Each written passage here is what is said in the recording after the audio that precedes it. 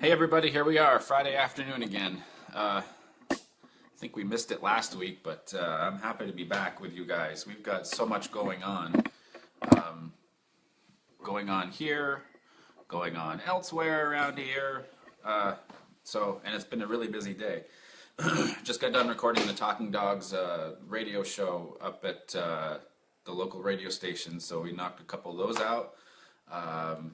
And we've got, an e-collar dog here. You guys, the show yesterday, the Complicated Canine show yesterday, we've already had, I think we're up over 700 views right now and skyrocketing because of, everybody loves to talk about e-collar and everything else to do with e-collars, how they actually are supposed to be used.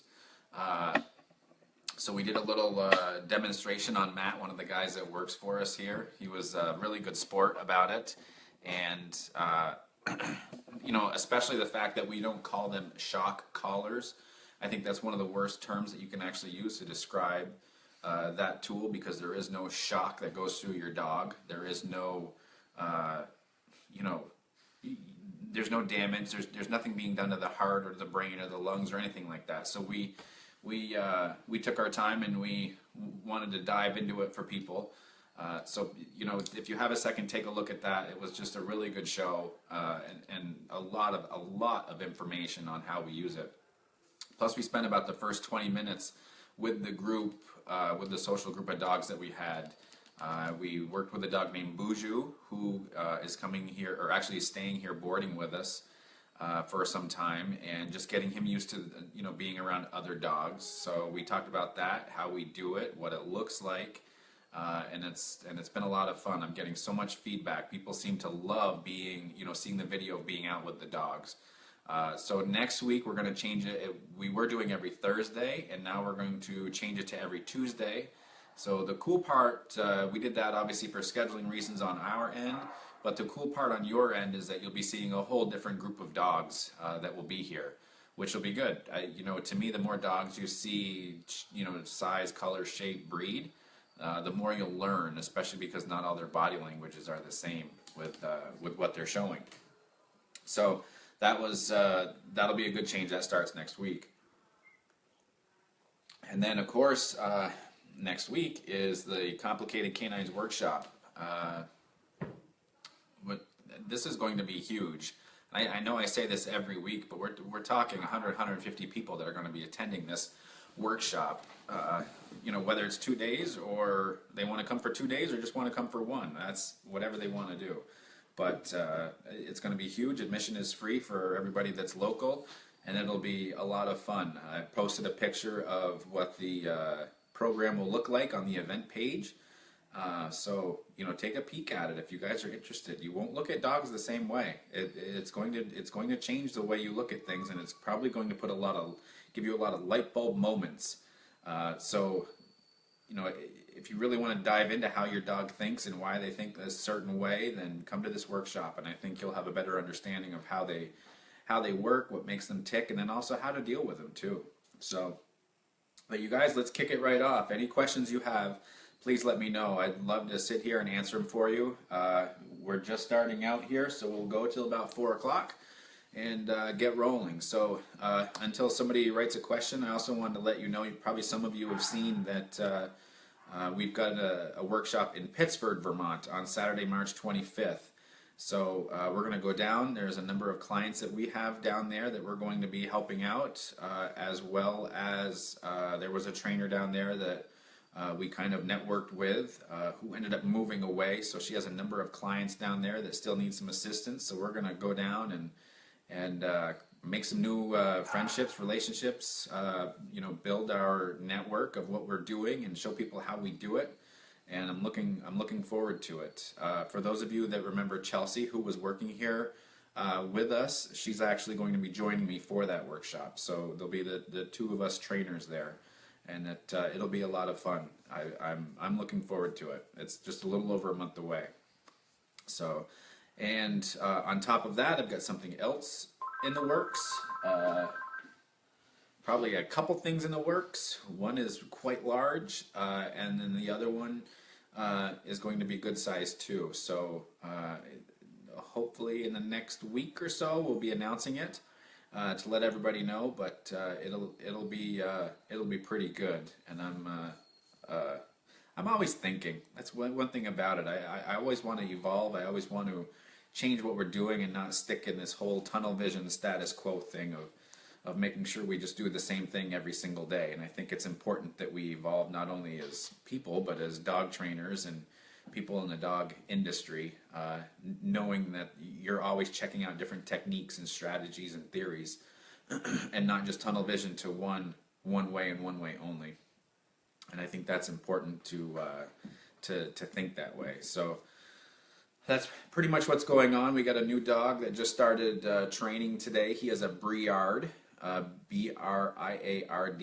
If you're interested, you can always look it up. You guys, another good resource, I don't think I've ever mentioned this before, if you want to look up certain types of breeds or information on them, there's a really good website called dogbreedinfo.com.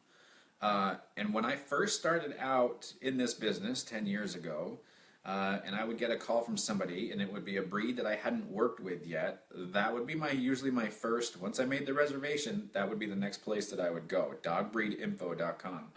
It tells you anything and everything you want to know about that dog, from their standard measurements to temperament, grooming, health, what kind of lifestyle they suggest. It's just a really good resource. So if you don't know what a Briard is, jump on that website, dogbreedinfo.com, and check it out. I think it'll be a really good resource for you, even if you're curious about, if you've got a purebred German Shepherd. Who knows? You can still look that up, and maybe there's something there, one little tidbit maybe that you didn't know, and you'll be able to find that out. So also on our website, vermontdogtrainer.com, on the Learn page, there's a nice little article up there about separation anxiety. So you guys should take a look at that. It's a very quick little article, and then I've linked up to one of our YouTube videos, how to deal with separation anxiety. I felt like when I first started out as a trainer, this was the word or the term that came out a lot: separation anxiety. My dog has this. What do I do? So on the website I just kind of dig into a little deeper, just a little bit more detail. But the video is going to be about 15 to 20 minutes long, you guys. So there's some content there. And it's kind of gives some insight into how we train dogs, and I think it's going to help some people out there. If you're struggling a little bit with your dog following you around the house, not letting you out of their sight, then I think this is something that will help you out quite a bit. So take a peek at that, vermontdogtrainer.com/learn, and it'll give you some pretty good information there too. So. And for those of you that are local in the listening area, of course, we've got the Talking Dogs radio show tomorrow morning at 7:50. So, all right, here's our first question from Rachel. So I'm working on leash training our 15-week-old Newfie. Oh, he's probably so adorable. And I was wondering if I should use a halty lead this young. 15 weeks, so you're talking almost 4 months. I would say yes. The only thing about the halty with the Newfie puppy is that you're going to have to change sizes, obviously, quite a bit once he gets older and gets bigger and bigger and bigger. So the other aspect too, Rachel, is that you can look up, if you go to caninelifeline.net, I believe, and go to their shop page, you'll see a leash called a transitional leash. It's actually, and I don't have one handy, we've got some here, but it's actually a slip lead that you can make into a halty, kind of, sort of.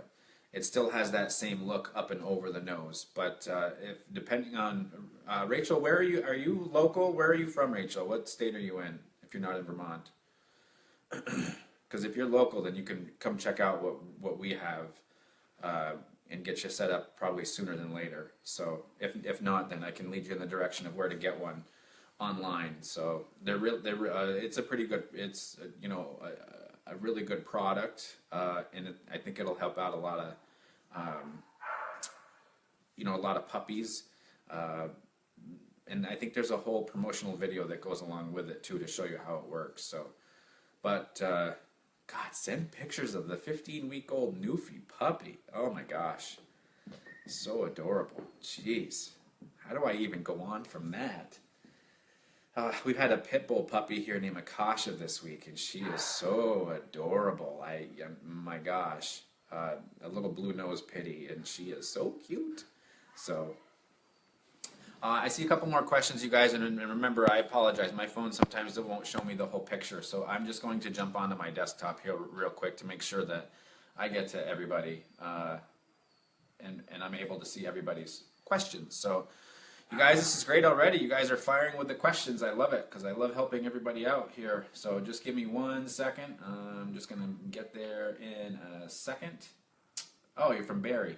So Rachel, if you're anywhere up in this area, please stop by.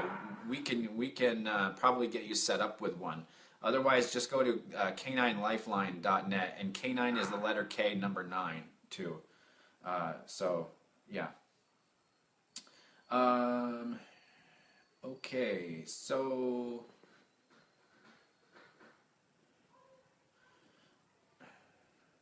and you're welcome. This isn't showing me. Hold on, you guys. I'm sorry. I'm gonna go this way so you guys don't have to stare at my thumb. What do you do for dogs that jump, investigate counters? My dog just started doing this last week. She must have gotten away with it, and I can't see the rest of this question. Hold on. This is the one thing that I wish this phone was better with, was showing the entire question. I'll get you squared away here, Heather. Hold on. There we go. My dog just started doing this last week. She must have gotten away with it and gotten some food when we weren't looking. She used to be very respectful of it. I mean, Heather, you can always just set her up and stage it if you want to. Leave stuff on counters, walk around the corner, but still have an eye on her if you want to, and check it out. Thank you, Lauren, as always. There's my shout out to you. And just set her up. If you want to just get a coin, an empty soda can, put 8 or 10 pennies in it, set her up with some food on the counter, walk into a different room, but still keep an eye on her kind of around the corner. The thing is your timing will be important. So as soon as she walks over to the counter, as soon as you see her nose go up in the air like she's trying to sniff something, that's when I would shake that can and really make a racket and get her attention and snap her out of it. Then you can follow through with some body language. You just walk towards her, snap your fingers or a quick hey, and get her to put her butt on the floor. And then once she sits, I would turn around and walk away. Go back around the corner where you were, and then I would keep track of her for a second, because if she goes to do the exact same thing, I would repeat your process. Rinse, lather, repeat kind of thing. So she understands that that's not one of the things that she's supposed to do. So I'm not much for like the actual situation-based training, but that's something that you can definitely do to help that kind of thing. The other part of it's just going to be some impulse control training that you can do too. So, take your pick with it, whatever you feel like is going to be the best for you. But you guys were rocking and rolling already here with 16 people. Let's see. So that was Heather. So Nikki, I have a lab pit bull mix. She is almost 3. Yes, she has separation anxiety. She is also a big jumper. What is the best way to help stop her jumping so much? I just moved to Sharon, Vermont. Okay, so first things, Nikki, you should look into going to that workshop in Pittsford. It won't be. I'm a couple hours away. It's got to be a lot less, than that for you. So check out our events, the Pittsford workshop, because that might give you some insight. The other thing too is that jumping usually revolves around excitement. So, jumping is not the. Jumping isn't the exact problem. To me, it's a symptom of the problem. And the problem is that she's too excited. I don't know, have you ever come across a calm dog that jumps? There's some dogs that are just kind of sit back and will put their paw, but the dogs that are the annoying jumpers are the ones that are just like, they're all over the place. So to me, the problem is more that the dog is just too excited. So I would work on calming that dog down first, especially if it's happening to when people come in the door and she's getting excited then. If you got to do some leash handling, when people come over, then so be it. You got to do some leash handling. That's the way I look at it. You got to set her up for success. And again, this is where I don't want to do like situational based training where somebody walks in, she decides to jump up on a person, and that's when you make your big correction sound. I don't know. I used to, and I'll be honest with you guys, totally transparent. That's what I used to do. That's how I used to train until I learned a different way of being. And a different way of working with dogs. And I like this way. It's so gentle and quiet, but that's for another conversation. So I would do some impulse control training, Nikki. I would,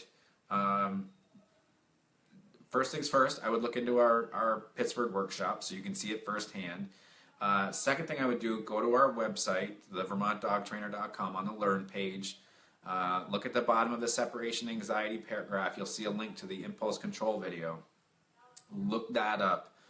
Click on that. It's a YouTube video. It's like 15 minutes long or something like that. And it will show you everything that you need to do to help that dog with separation anxiety. And to me, impulse control training is a game changer.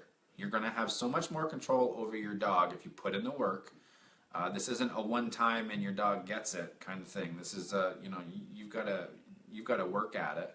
So do your due diligence with watching the video. Maybe you have to watch it a couple of times so you understand, and you may catch something you didn't the first time.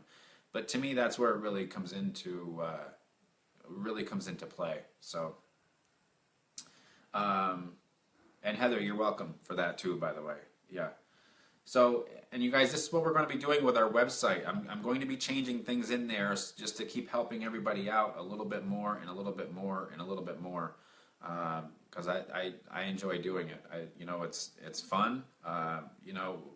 We've gotten a lot of really good positive feedback this week from clients that are doing their follow-up appointments. I just had a conversation with a client yesterday that just went really, really well. Their dog was always, pretty scared or nervous or skittish, and just kind of always had this look of concern on their face, and they always get that wrinkle in their brow. And, that was her before. And now I just got an email, and I think she would bark at anything or just be very uneasy. And I guess the UPS guy came over, and she started to walk towards the door being really uneasy.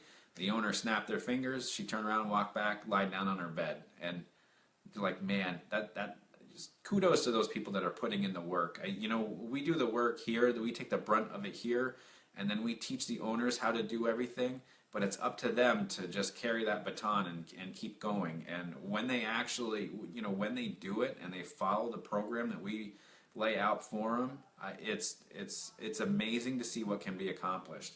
So. Yeah. I also have the problem of her tackling the kids. Tackling the kids, and it scares a little girl I watch. I bet it does, Rachel. I would, again, that's excitement. She needs, I would really work on some of that impulse control stuff. I think that'll be a great start for you. And start it with a little to no distractions environment, and then build it up from there. So again, on our website, you guys, on the Learn page on VermontDogTrainer.com, it's right at the bottom of the very first paragraph, impulse control video. You guys check it out. Look, this is, to go to a trainer and learn this, you're probably going to spend some money, and I'm putting it out there for you guys. So watch it. You guys learn, and you can see what can be accomplished out there. It's a game changer in your relationship with your dog. So you guys have an opportunity to learn here and really help out your relationship. So take advantage of it. No doubt, it'll help you out. So, but you guys, these are good questions so far. This is fantastic. So anybody else have any questions? Please let me know. Oh, so next week, this is what I was going to talk about. Next week, we've got a couple more e-collar dogs coming in who tend to, it's two dogs that live in the same house, and when they get together, they tend to run off. So we're going to bring them in. We've got some work to do with them. Like I said, we've got the Briard here, just started training today. and he's all full of hair. So, and again, look it up. Remember that for those of you that are brand new, if you want to learn something about certain breeds, go to dogbreedinfo.com. Give you everything you want to know about certain breeds. Well, pretty much all the breeds, but check it out. It's well worth it, and there's a lot of really good information there. So, and then next week we've got some other dogs coming in. We've got that's too far out. Yeah, we've got the e-collar dogs, and then another dog coming in as well. I think a little lab mix, so it'll be fun. Oh, Rachel, she's 34 pounds already. Wow. So it must be terrifyingly, but she is clearly being playful. I bet she is, but the thing is, you know, when she's 134 pounds, possibly, it's not going to be cool. So now's the time to put the damper on that and make sure that she's, you know, not practicing that. You know, here's the thing, when you guys with large breed dogs, the last thing you want them to learn is how to use their size and their strength. You know, when you get a chance to come across that gentle giant, yeah, auto check. You're auto-corrected. When you have that gentle giant, to me that's so cool when a dog that's huge is so gentle, and they're just, honestly, they're not aware of their size. You know, when I come across a large breed dog who just wants to lean on everybody and get pushy, not a big fan of that. I'm just not, and that's me personally. I'd much rather come across the one that's gentle. So in this case, I wouldn't allow the horsing around with the kids, because you know, kids, they're higher pitched voices. You know, they move a little bit quicker, a little bit more unpredictable too. So I would pretty much put the damper on that. It's probably sooner than later. So, but anyways, you guys, I'd love to find out where everybody's from. If you could just type in what state you're in, that would be cool to me, or country, depending on. There might be a certain somebody in here that I know. So I love hearing or seeing what kind of a reach that we can get with this. Also, you guys, share this post. There she is. I knew she was going to pop up, Rachel. You're so committed, Rachel. It's great. I love it. And now I lost my train of thought. Oh, I'd love to find out what kind of reach. So share this post, you guys. Let people know out there that I'm here to answer questions, to help people out. You know, this is what we try to do. Here we go, Jennifer. What should I do when my Mastiff goes ballistic when I try to take him for a walk from other dogs coming up to him when loose? I'm assuming the other dogs are loose, Jennifer, and this is honestly one of the toughest scenarios I think a dog owner faces, is that, oh, Northeast Kingdom, nice. You know, this question of, okay, I'm walking my dog on leash, I'm doing what I'm supposed to, my dog is, you know, there's a leash law or whatever, and then here comes another dog loose, off leash, coming up to us. And again, I look at this in terms of pressure and release again, you guys. So what I do, in my brain, I go, okay, this dog running up to me is putting a lot of pressure on me and my dog to make a decision. And the first decision I have to make is to make sure that my dog tries to behave the best they possibly can. And honestly, I always suggest a walking stick or something along those lines, because what I can do is if I'm walking, then all of a sudden, instead of my hand stopping here, you know, small walking stick, then all of a sudden I can be out 4 or 5 feet further. And this is why we walk around with sticks in the social group. You watched our Complicated Canine show, and we use sticks because they're extensions of ourselves, and we can reach out further. I carry a walking stick that might be 5 feet long. So now I've made myself 5 feet wider, taller, longer, whatever the case may be. And that's what I would do with that. I can't remember, was it Jennifer? That's what I would do, Jennifer. That'd be the first thing. The other thing too is you know, if those dogs are obviously unfriendly and you have a leash law, you know, who's to say that that dog comes out to you guys and doesn't do anything? But what about the next person that walks by with a dog and maybe, you know, maybe there's a fight or something like that? So I think that's where this is one of the hardest scenarios for a dog owner to work through, is knowing how to handle that dog off leash and approaching. You know, I would certainly look at it a little bit differently, but what goes through my brain to what tells you guys what to do isn't really fair because of the experience level. So again, I would carry a walking stick or something large. And you know, if that dog is running at you, I take that walking stick and I point it straight up in the air. Sometimes just your overall height can make that other dog think twice about coming. And also, you know, if that dog gets closer and closer and closer and closer, I'm going to reach my stick out to the point where the dog actually, you know, may run into it a little bit. But the other thing too is there's two conversations going on here. I was just telling Matt this. He's one of our newer assistant trainers. Anytime you're working with, when there's two dogs around and one's trying to do something to the other, there's two conversations. There's a conversation to the dog that you're walking, and there's a conversation to the dog that's approaching you guys. So the dog that you're walking, your conversation with that dog has to be, I've got your back, I'm going to protect you, this is my job as your owner, is to recognize this and understand this. The conversation to the dog that is coming up to you is, you don't need to be here, we want nothing to do with you being here, so you need to go away. And I'm going to create my space here. If you come closer, I don't know. If you act aggressive, I don't know where this is going to go. But in the whole time, you know, you've got to protect your dog and protect yourself. If you got to call animal control, you got to call animal control. We have the same issue, Jennifer. Yeah, we have people who refuse to leash their not so friendly dogs. So I started bringing pepper spray just in case. There you go. That's another great example. You've got to do what you've got to do to protect your dog. That's all there is to it. I mean, I don't know how you got to protect your dog. You know, unless you know that the dog that's approaching and temperament and everything. It's just one of those things that you have to do. So just be safe out there. That's really what it boils down to me. I don't really know what else to tell you. We've got in Stowe, there's the rec path, the recreational path, and there's a quiet path. Quiet path, at the beginning of you know, each end of the path, there's signs that say please keep dogs on leash. People go by that sign, and as soon as they pass it, the leash comes off. And I've heard horror stories of dogs on that path. And I tell people, if you go down there, it is Russian roulette, straight up.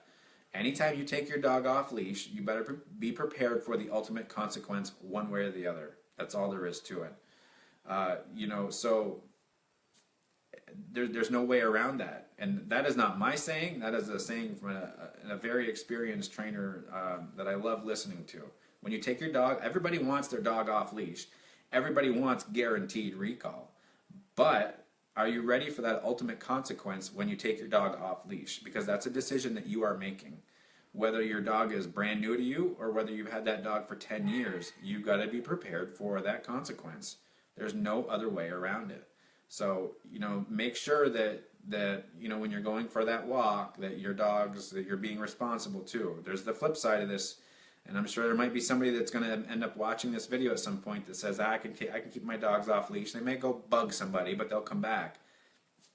To me, you got to make sure that you're being a responsible dog owner and knowing what your dog can do, is capable of doing, and you know what the consequences could be. That's all there is to it, especially if you live near roads. So my dog gets overprotective with me, even if the other dog is nice and calm. Any reason? Another reason I'm coming to your workshop. Awesome, Jennifer. That's great. Yeah. And if he's getting overprotective of you, jeez. If he's getting overprotective of you, then there's probably more going on. There's more to the story, and hopefully we can touch on it during the workshop. Hopefully you'll get some answers for that. I mean, I know where my brain goes when I hear that, but there's more going on with that. So we'll get into the whole talking about resources and how to control them, which, you know, is really, really important. So, hey Jocelyn, yeah, I saw that come through today that you got your puppy. So I'm excited about that too. Yeah, we have started with impulse control exercises now. Awesome for a puppy. He is not used to a leash. Yeah, so so I can use some tips with that. What other things can I start working on? Impulse control is great. If this is a young, I think this was the puppy that you were talking about too. So Just continue doing the leash handling stuff, just to get him used to it. That's really the other part of it. Thanks, Jennifer. We'll see you next weekend too. Do some leash handling. Do the impulse control. I would work on a calm mindset before feeding. That's going to be super duper important. Let's see, what else can you work on? Crate training is excellent, to start now too. Work on a schedule, Jocelyn, of maybe, getting the puppy out for, that 15 minutes to half an hour, 45 minutes if you're just doing some playtime or something with the puppy, and then making sure to doing the crating after that. So that's really important. Jocelyn, how old's the puppy again? 4 months old. Yeah, so 4 months old, he needs a lot of downtime. He needs probably 12 to 16 hours of downtime within a 24-hour period, and probably even more than that. Probably more than that. Probably like 14 to 18 hours total. So don't be afraid. Give him a lot of downtime. Puppies get cranky when they don't get enough sleep, like kids. Take my word for it. So make sure to give him plenty of downtime so he can rest, relax, And look, just him being outside with your other dog, being outside of the crate with your other dog is a good session to have too, so they can work on their relationship. And make sure you're walking the both of them at the same time. I wouldn't walk them separately. I want them to start feeling like a pack or like a group together, whatever you want to call it, herd, school, pride, anything. So, the more calming activities that you can do that are very family related, so to speak, then I think you'll be on the right track. So, but I can't wait to meet him. Another puppy. We're getting puppies. It's almost getting that time of year too, where people are thinking puppies, and we're seeing the forecast is like 42 degrees tomorrow. So we're going to take them both for a walk in a few minutes. Awesome. That's great. And it's a good day for it too. It's not bad out at all. It was cold this morning when we got up. I was talking to another trainer in Texas this morning, and it was 80 degrees down there. I woke up to 7 degrees this morning, so a little bit of a difference, but it was fun. So, Colleen, I'm doing the same thing. Yeah, or Rachel, I'm doing the same thing. Yeah, you guys, you got to. So, anyways, you guys, the workshop is going to be fun. I'm trying to think of what else that we have going on. Again, Complicated Canine Show is going to move to Tuesday starting next week, which will be good. So you guys will see a different group of dogs. We're just trying to spread this out a little bit between this show and the Complicated Canine Show, so you guys can we'll get things spread out. Dog attacked my lab puppy. How bad, Colleen? Send anybody to the vet, or stitches, or blood, or anything like that? And you guys, puppies, they're cute, and I kind of say this tongue-in-cheek, but puppies are not bright. The world is brand new to them. They've just been listening to their mother for 8 weeks, and then they're trying to learn their way. Hey, cut to the face, vet visit.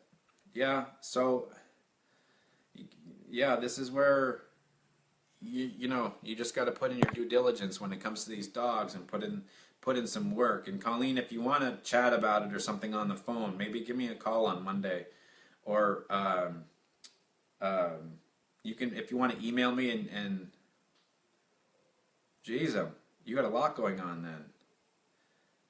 Yeah, depending on where you are, Colleen, if you're nearby, and I say nearby within, 2-3 hours, people are coming. We just had somebody from Massachusetts come in, and we train their dogs. So, but if it's something that you want to chat about, it might be a good idea, because this is above, this level is kind of above what's going on here, without getting too deep into it. Figure out what's going on for you. So, if you want to send me an email first or something like that, you can just send it to ian@vtdogbnb.com. Oh, this is a loose aggressive dog. Oh, I see what you're saying. So it's not your dog. Ah, gotcha. Okay, sorry, I misunderstood. That's animal control. That's animal control written all over it. there has to start to be a record for that dog. And I honestly I wish there was a way. I had this thought a couple of years ago. I wish that for when a dog, I think most towns, I don't know, have a 3 strikes and you're out kind of thing for a dog. So if there's 3 bites, then, honestly, I'd like to see something be put into place where once there is a bite that's recorded, then the owner is required to look into some training or go to a trainer. And I'm not saying they got to come to me. I'm saying there are a lot of trainers around. You need to find one and you need to do some work. And that owner needs to get educated on what's happening. So that's my take on that. I think, you guys, it comes down to education, right? And just like what Colleen is saying, he's irresponsible because he doesn't know better and he could care less, and that's not fair to the rest of everybody else. That's the way I look at it. They don't know about their dog. They don't know about body language. They don't know about dogs' needs. They don't know about freedom and the structure and everything that goes along with it. And I always say, you guys, training is 24/7. We're either training our dog, yes, good girl, good boy. No, don't do that. Come here, go there, get the newspaper, get me a beer, get the remote. Sit, stay, stop, watch, look, right? To me, that's always training. You may be firing commands out, but that's training. You're telling your dog what to do, and making sure that you want the same thing every time. So, owner says his dog saw my puppy as a toy. Oh, more excuses. I bet, Colleen, I bet you there's probably a squeaker toy in that house too. You know why I say that too is because a lot of times those squeaker toys can really get a dog fired up, and then when they latch hold of a puppy, guess what? The puppy makes almost the same sounds as those squeaker toys do. So any dog that comes through here that has some aggressive tendencies, I just tell the owners to get the squeaker toys out, because they don't need to do that. They don't need to practice that and get into that state of mind every time. So, and the other thing too is if that dog saw your puppy as a toy, he'd probably just grab it and pick it up and have a really gentle mouth. And a mother can certainly correct a puppy with a harsh mouth without leaving a cut. So that means that this dog is at a different level than that even. So I call, I probably really shouldn't say it on here, but I think you know what I was going to say. So anyways, that's my story on that. Colleen, are you coming to the workshop? I know you're not too far away, and I know it might be a little bit of a haul, but hopefully you'll be able to make it. This is great, you guys. 150 people say they're going. We've got another 280 people that say they're interested in going, and I'm sure there's going to be a lot of local people that are going to be going that just haven't, said that they were going. So this is going to be pretty amazing stuff next weekend. So I think if you guys jump onto the event page, you'll see the program for the day, and you'll be able to see what we're going to be talking about. We've got 4 dogs that are going to be there that I'll be able to train in front of everybody. So, and Colleen, if you could make it one day, that's fine too. You guys don't have to commit to 2 days. That's why I made it free. If you had to commit to 2 days and have a fee and only could make one, I don't think we'd get half the people that would show up. So I think it's really important to be able to educate as many people as possible here. And I can't wait to see where everybody's, kind of how far away everybody's coming from too. I'm looking forward to that. I've got to ask that question, find out what kind of reach we've got going on here too. So, but yeah, you guys, we've been rolling for almost 45 minutes already. This is fantastic. This always makes my Friday go fast. I look forward to this all day, and then 3 to 4 goes really, really quickly. So, but anyways, you guys, this is the Ask a Dog Trainer every Friday at 3 o'clock. And I never really say this. My name is Ian Grant. I own Vermont Dog Boarding and Behavior. It started about 10 years ago. We're in our 10th year of business now, and we're rolling. The season's really getting started now. We get through January. The next weekend's President's Week. This is like our first true weekend, busy weekend of the year. It's kind of our kickoff, and we've got a really, really busy, training schedule ahead. The rest of February and March are just about booked. We're now booking into April. So, you guys, that's springtime. And if you want to get your dogs trained and get them in and we can work with them and get you set up right about now, get you into April, get you on that 30-day program after. You are going to be set for summertime. And, everybody wants to get really active with their dogs in the summer, so now's the time to jump on board with us and do some training or come to the workshop. It's interesting to listen to the questions and answers. Was knitting a dog toy? I'm assuming that was knitting, or maybe it is nodding in Switzerland. That's great, Rachel. Yeah, whatever you got to do. You don't have to watch it. You can just listen. By all means. Yeah. And thanks, Rachel. I appreciate it. It's too bad you weren't closer because it would be fun. And we need to get together with Janet and like we did at the conference last year. You guys may see Rachel a lot on our posts. We actually met at Caesar's workshop that we attended in January of 2014.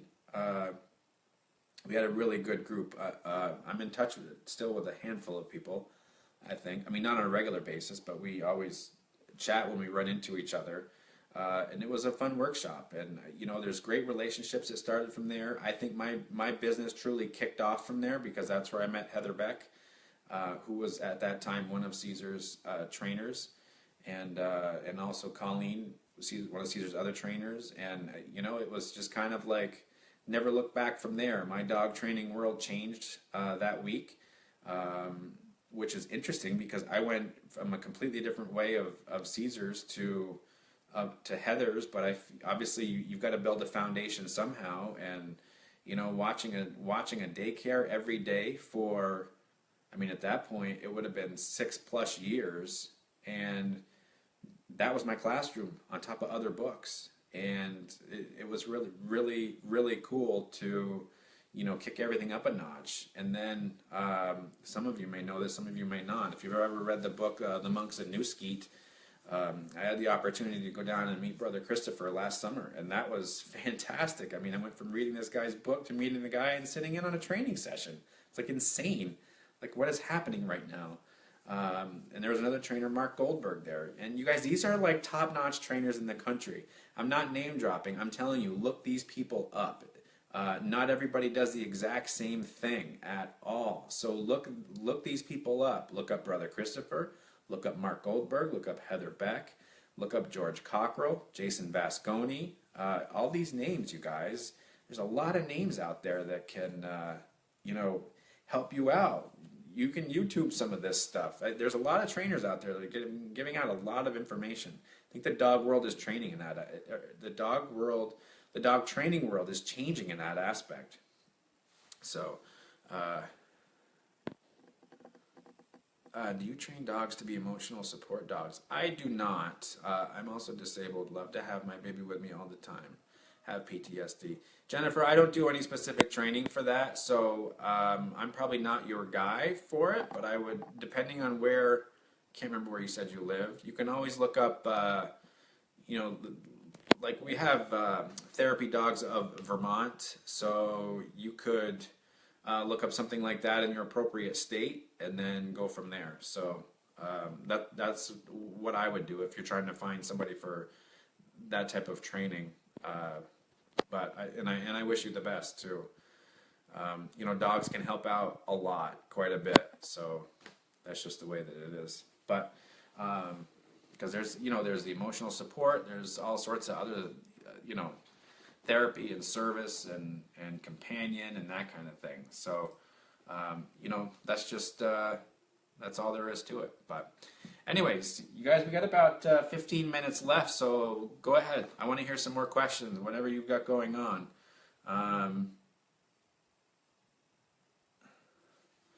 Sorry, I just got a notice about something.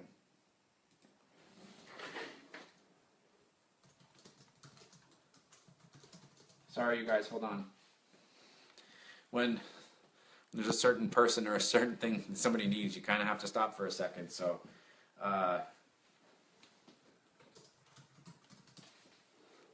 sorry. When you get called upon for, again, certain reasons, not like the bat phone or anything like that, but close to it. So funny, Farron. Can you talk about temperament breeding temperament? I mean, I'm assuming you mean certain temperament of a parent breeding that temperament into puppies. I mean, the way I would look at it is, people certainly try to breed certain characteristics, whether they come through or not. That's up to genetics and Mother Nature. If you have, a breeder may be able to answer us depending on what you're looking for in particular. There's those certain traits that they try to breed for, but I think you've got to have at least both parents, and maybe the next level up after that. Be able to have that temperament that you're looking for. I think that's a big part of that kind of breeding. And it's funny, the original bulldog was a complete athlete.